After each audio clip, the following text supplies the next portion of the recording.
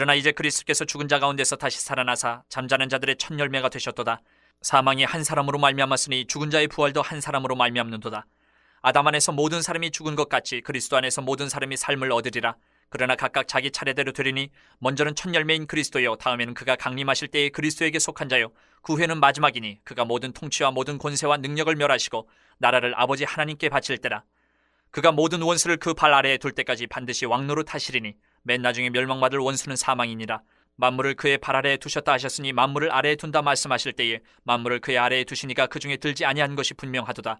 만물을 그에게 복종하게 하실 때에는 아들 자신도 그때에 만물을 자기에게 복종하게 하신 이에게 복종하게 되리니 이는 하나님이 만유의 주로서 만유 안에 계시려 하심이라. 만일 죽은 자들이 도무지 다시 살아나지 못하면 죽은 자들을 위하여 세례를 받는 자들이 무엇을 하겠느냐? 어찌하여 그들을 위하여 세례를 받느냐? 또 어찌하여 우리가 언제나 위험을 무릅쓰리요? 형제들아, 내가 그리스도 예수 우리 주 안에서 가진 바 너희에게 대한 나의 자랑을 두고 단언하노니 나는 날마다 죽노라.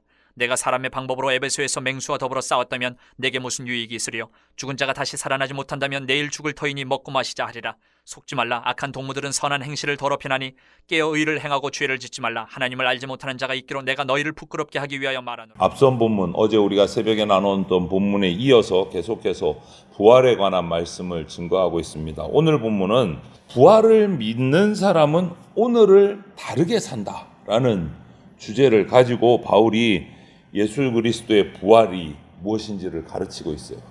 그 큰 틀은 이거예요. 예수 그리스도의 부활은 과거의 기적에 머무르는 것이 아니다. 과거의 일로 끝나는 것이 아니다라는 거예요.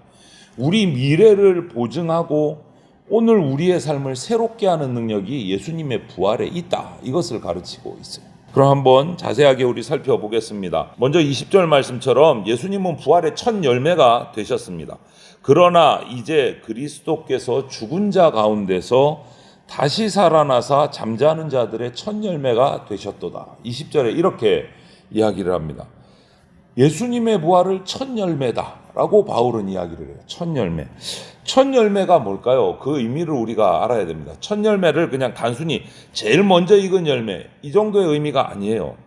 앞으로 계속 이어질 추수, 열매의 보증이다라는 의미가 있어요. 무슨 말이냐면 농부가 농사를 짓습니다. 밭에서 처음 익은 열매를 추수를 해요. 이것은 뭐죠? 처음 익은 열매를 보면서 아직 모든 열매를 다 거둔 것은 아니지만 이제 추수가 시작됐구나 라는 것을 아는 것이 첫 열매. 이제 추수가 계속 되겠구나. 마찬가지로 예수님이 부활의 첫 열매가 되셨다라는 것은 예수님 한 분의 부활 승리로 끝나는 것이 아니고 예수님께 속한 모든 자들이 앞으로 반드시 부활하게 될 것이다 라는 하나님의 약속의 증거예요. 그래서 첫 열매다. 앞으로 부활이 계속 있을 것이다 라는 증거 확증이에요. 우리는 전부 다 죽음이라는 현실 앞에 있습니다. 죽지 않는 인생은 하나도 없어요. 다 죽어요. 아무리 건강해도 아무리 가진 게 많아도 우리 인간은 죽음을 피할 수가 없어요. 죽음은 반드시 옵니다. 그런데 예수님께서 그 죽음을 이기시고 살아나셨어요. 단순한 위로가 아닌 거죠. 죽음이라는 판결문, 인생의 마지막 판결문 위에 하나님께서 죽음이 끝이 아니야 라고 찍으신 승리의 도장이 예수 그리스도의 부활이에요. 죽음이 끝이 아니다. 그러면서 바울은 21절, 22절에서 아담과 예수 그리스도를 대조를 하면서 가르쳐요. 뭡니까? 아담 안에서 모든 사람이 죽게 되었지만 그리스도 안에서 모든 사람이 삶을 얻게 되었다. 또 하나 더, 아담은 죄와 죽음의 길을 열었지만 예수 그리스도는 생명과 부활의 길을 여셨다. 이것을 가르치고 있어요. 그렇기 때문에 우리 성도의 마지막 단어는요, 죽음이 아니라 부활이에요. 무덤이 아니고 생명이에요. 절망이 아니라 영광입니다. 우리의 마지막 단어. 오늘 우리가 낙심하고 삶의 여러 가지 어려움 때문에 힘들고 있다면 예수님의 부활을 우리는 바라봐야 돼요.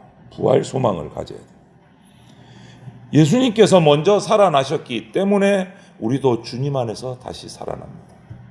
그 약속을 붙들어야 돼요. 그것이 부활의 소망입니다. 그리고 예수님은 모든 원수를 이기시는 왕이 되셨어요. 23절부터 28절까지 내용을 보면 그 부활의 순서, 최후의 승리를 이야기해 주고 있어요. 먼저 예수 그리스도께서 첫 열매로 부활하셨습니다. 그 다음에는 그 주님께 속한 자들이 주님 강림하실 때 부활합니다. 그리고 마지막에는 모든 통치와 권세와 능력이 멸망하고 다시 오신 예수님께서 그 나라를 아버지 하나님께 바친다라고 되어 있어요. 그런데 그 내용 중에 25절, 26절에 이 말씀이 있어요. 그가 모든 원수를 그 발 아래에 둘 때까지 반드시 왕노릇 하시리니 맨 나중에 멸망받을 원수는 사망이니라. 이 말씀을 하셨어요. 예수님은 지금도 왕으로 우리를 다스리고 계십니다. 우리가 보기에는 세상이 아직 혼란스럽고 악이 강해 보이고 죽음이 여전히 우리를 누르고 있는 강한 힘처럼 보입니다. 그런데 말씀은 분명히 오늘 이야기해요.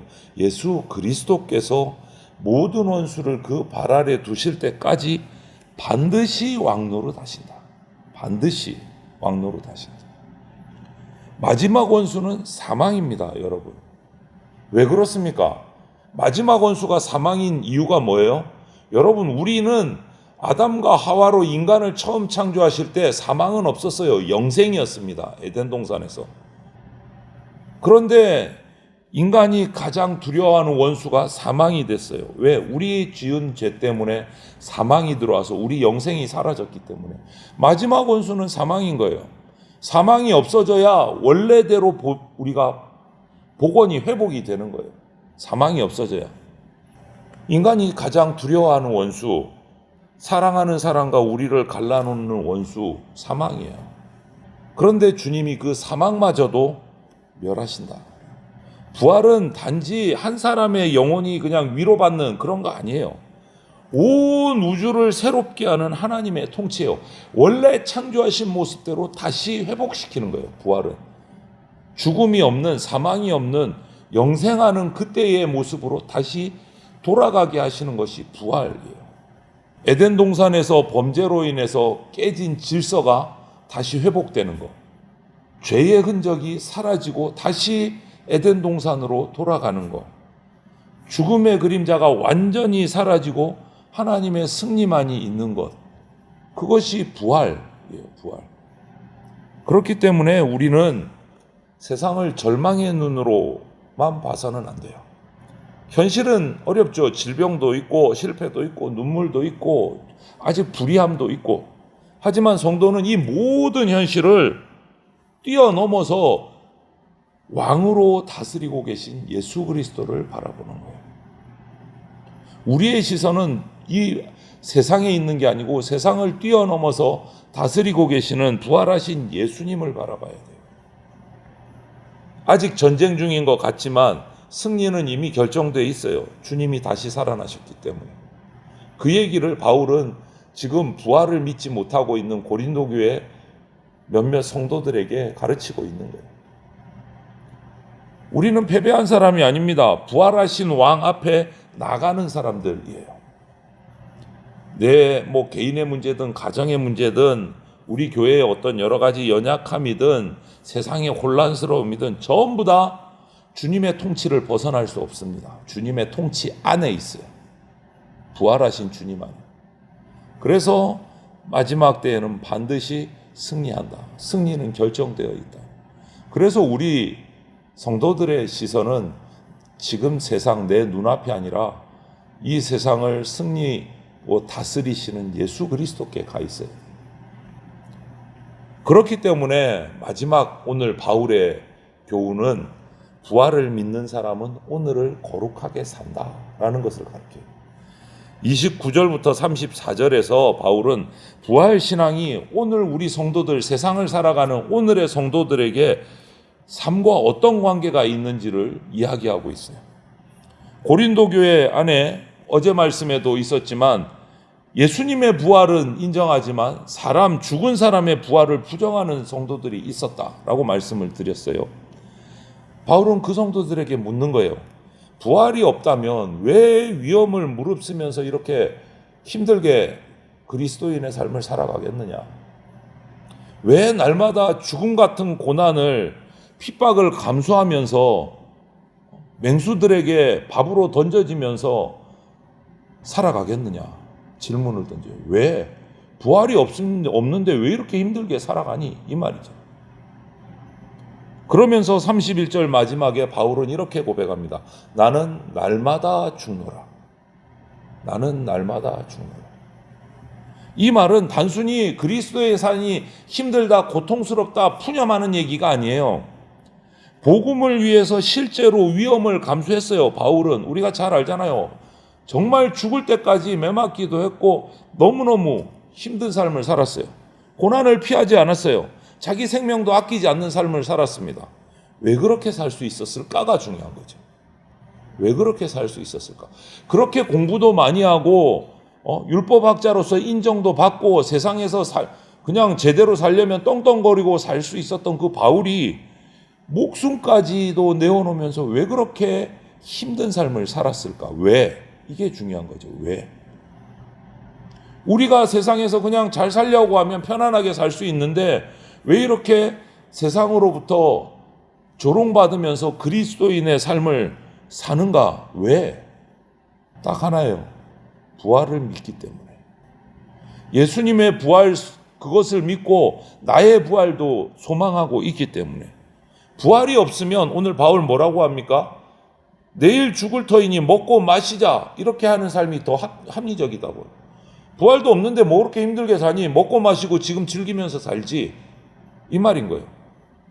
그런데 그렇게 살지 않고 힘들게 사는 이유는 부활을 믿기 때문에. 부활이 있으면 오늘의 희생이 헛되지 않습니다. 오늘의 순종이 사라지지 않습니다.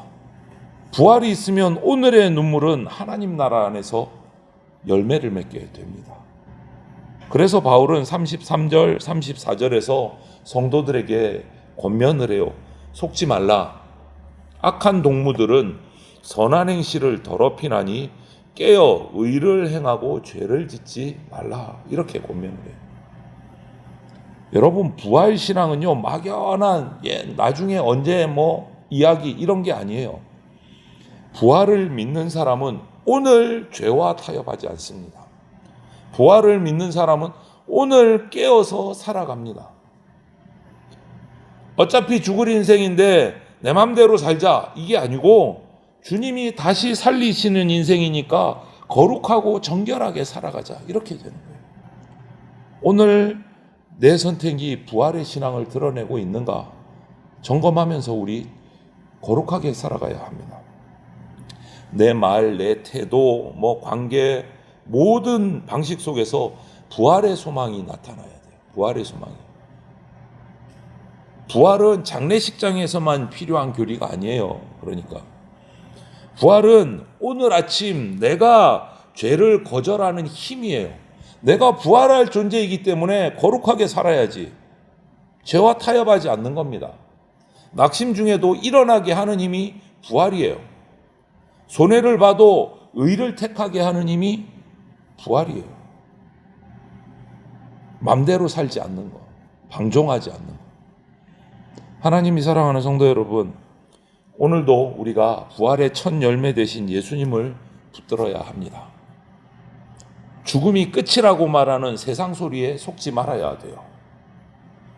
부활하신 주님이 이미 승리하셨다, 우리를 다스리고 계신다라는 것을 믿으시기를 바랍니다. 주님 안에서 우리 수고는 결코 헛되지 않습니다. 우리 눈물 버려지는 거 아닙니다.